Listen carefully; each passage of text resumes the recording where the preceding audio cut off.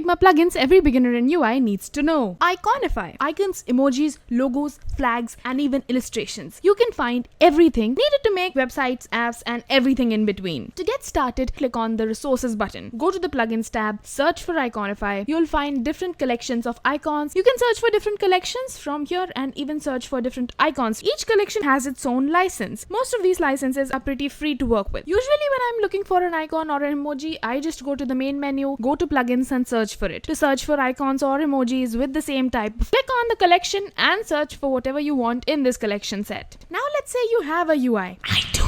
You need images. Go to the Unsplash plugin and in the Presets tab, insert a random image or choose a category and then select the image you want. You can also search for specific images or images by type. The Editorial tab gives you popular pics curated right inside of Figma. You can also use the menu of the Unsplash plugin to view your history of imported images or even log in to Unsplash from within Figma. Now that we have an image, I want to remove its background. Just click on the image and then search for the icon set background remover and click on remove background, and voila, your image doesn't have a background anymore.